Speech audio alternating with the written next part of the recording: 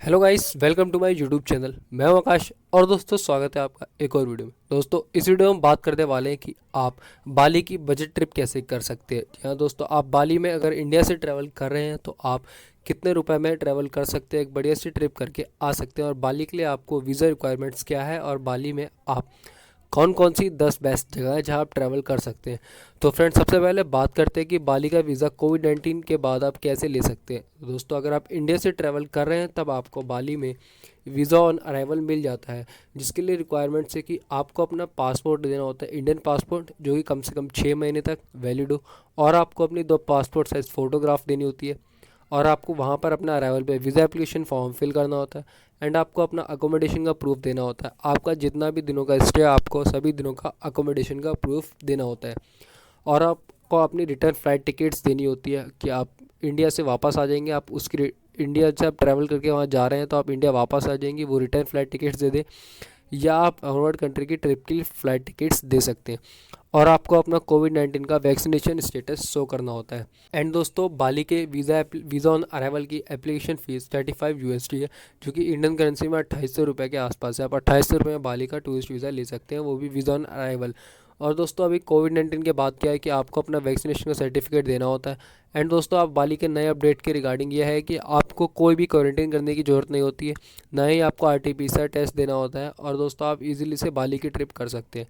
और दोस्तों, बाली के लिए अगर फ़्लाइट्स की बात करें तो आपको इंडिया से बाली की वन वे फ़्लाइट टिकट आपकी 16-17 हज़ार की पड़ जाती है। और आपको अगर राउंड ट्रिप रिजर्वेशन अगर आप करके चलते हैं, आपको बाली की 2 वे टिकट 30,000 तक की मिल जाती है, या आपको 30,000 से ऊपर ही मिलेगी अगर आप लग्जरियस फ्लाइट्स में जाते हैं। एंड दोस्तों, 30,000 आपको मैक्सिमम में जो जिस प्राइस में आप ट्रैवल करेंगे बाली, अगर दोस्तों आपको 30,000 से फ़्लाइट्स की टिकट्स कम प्राइस में 26-27,000, तो आपके लिए बेस्ट है, आप वो बुक कर लें अगर पर पर्सन की हम बात करते हैं दोस्तों। अब दोस्तों, हम बात करें कि बाली में आपको कितने दिन सफिशेंट है ट्रैवल करने के लिए।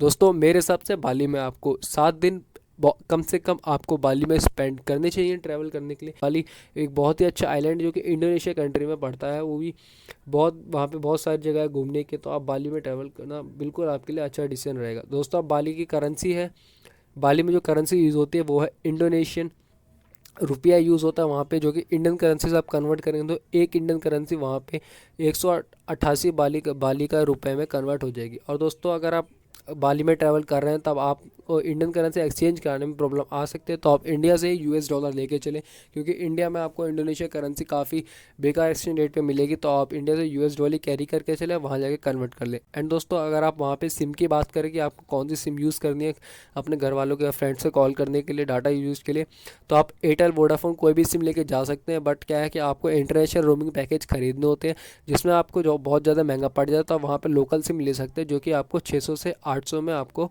आराम से आपकी 4 GB 5 GB का कोई भी डाटा का सिम आपको मिल जाएगी, या आप लोकल मार्केट से भी ले सकते हैं, एयरपोर्ट से भी ले सकते हैं।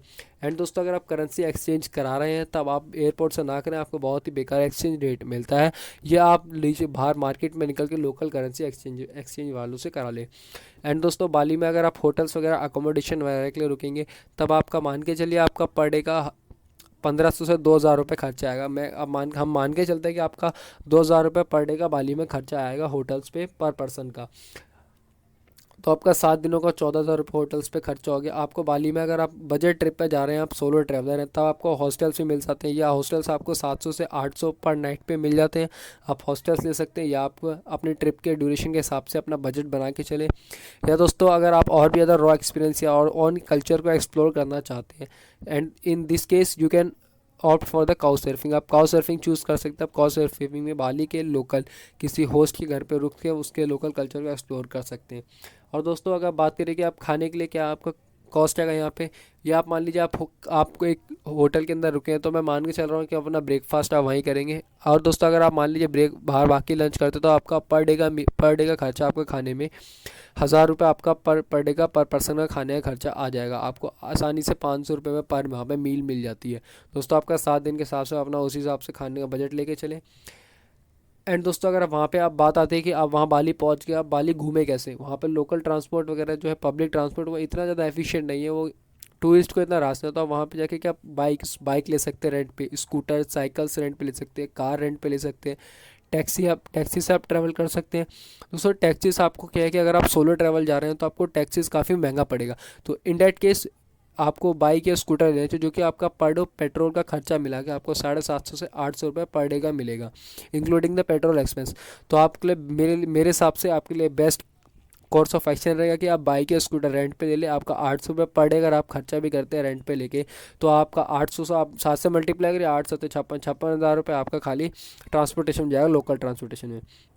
एंड दोस्तों आप बात करें कि साइट सीइंग का। अब साइट सीइंग क्या है कि दोस्तों ये पर पर्सन पे डिपेंड करता है कि वो कौन सी जगह जा रहा है, कैसा ट्रैवल कर रहा है, वो किस हिसाब से वहाँ पे जाए, खाएगा पिएगा रहेगा। तो आप मेरे हिसाब से मिनिमम साइट सीइंग अगर आप जा रहे हैं इतनी दूर घूमने किसी कंट्री में, इंडिया को छोड़ के इंटरनेशनल ट्रिप कर रहे हैं, तो आप एटलीस्ट 20,000 अपने साथ साइट सीइंग के लिए खर्चा लेके चले। कहीं पे एंट्री फीस देनी पड़ेगी, कहीं पे कुछ देना पड़ेगा।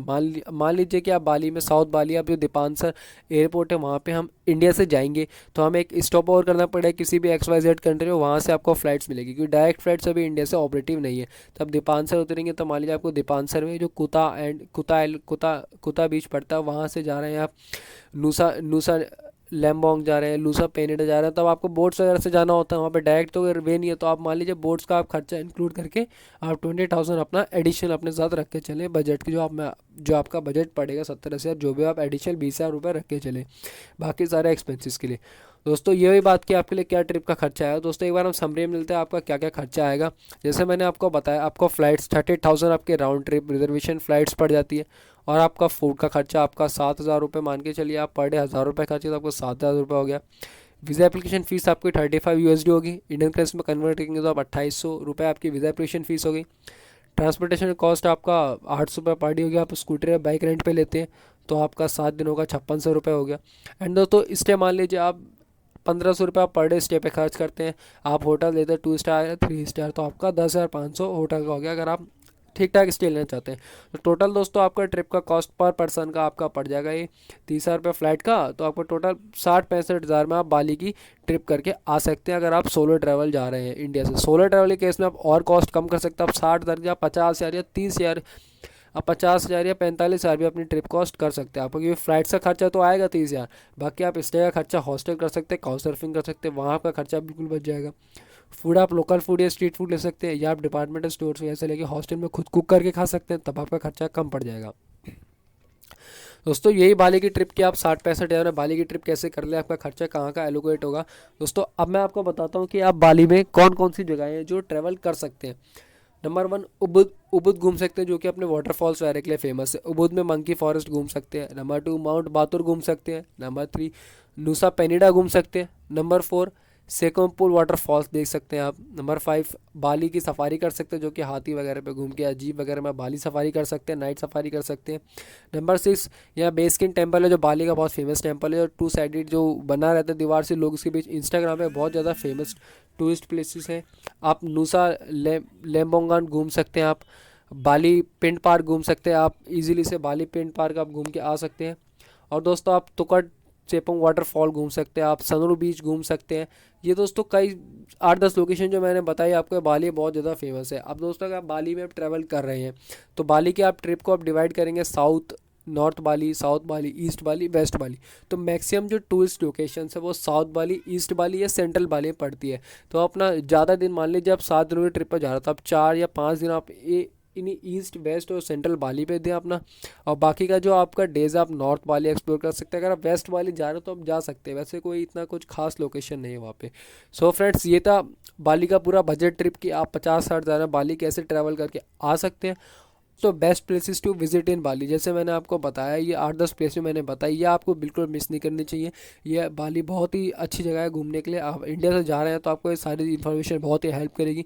सो फ्रेंड्स चलिए इस वीडियो को यहीं पर एंड करते हैं। अगर आपको इस पूरे प्रोसेस में या कोई भी डाउट हो बाली के रिगार्डिंग तो आप मुझसे नीचे कमेंट बॉक्स में पूछ सकते हो। तो चलिए फ्रेंड्स वीडियो को यहीं पर एंड करते हैं, मिलते हैं अगली वीडियो में, जब तक के लिए गुड बाय।